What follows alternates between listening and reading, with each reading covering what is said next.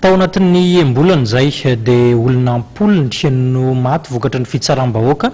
tao amin'ny tanàna manana ravaratra mirongatra zay tsy izy mantsy ny alatra lavanilina maintso ao amin'ity tanàna ity manampitrotraka ihany koa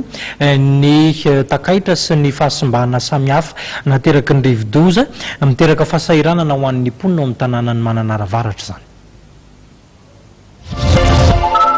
Misedra fahasahiranana maro ny distrikany manana ravaratra ankoatra ny takaitra navelan'ny rivodoza enao manjaka ny toerana ny tsy fandriam-pahalemana ny alatra lavanilina maitso sy ny fitsaram-bahoaka hoy Zakael Boniface député teo aloha any manana ravaratra. Ny tsy fandriam-pahalemana no tena manjaka zany amin'izao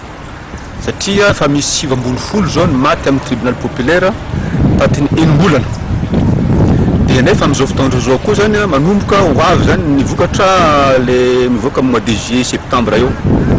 ka mbola tsy matory lavani dia fangalarin'ny olona zany dia nefa terina any amin'ny fitsarana any amin'ny gendarme izy dia kely be le charge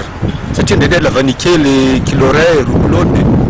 vinon'ny olona zany reny olona reny dia aveo koa resaka ady tany zany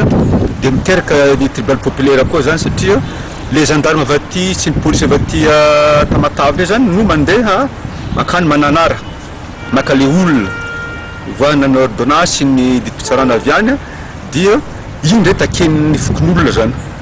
to manambatra nisy kan'izay fa tsy maty ma le police fa mitsoka naratra mafy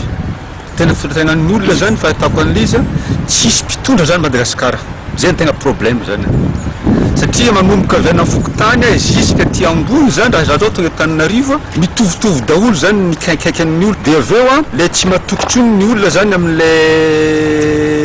mpitondra tanàna zany. Sahirana ihany koa ny mponiny Mananara noho ny tsy fahalavorariany ny fitsaboana any an-toerana. Dia le mpitsabo amin'ny fitsaboana koa zany miteraka problème be koa satria agnatin'ny fiondronana anankiray dia médecin zany médecin d'état anankidimy ihany nefa 135 000 habitants agnatin'ny fiondronana ravaratra dia iny zany lasa fanafody lasa lafo be dia na ny olona marary ankibo na voan'ny mpandisita zany dia maty izy satria tsy voavidiny le fanafody dia le mpandisita fa tsisy mpandidy zany ao zany fa misy assistant moa ny assistant ny chirurgien moa ny ao Manara centre amin'ny CHD betsaka ny CSBD ao manana ravaratra noho ny tsy raha 400 zany teo aloha dia 10 ihany sisany misokatra amin'izao fotoana izao lalam-pirenena fahadimy izay lalana tokana miazo amin'ny manana ravaratra dia nisy fampitehana betsaka tao aorian'ny fandalovany INAO.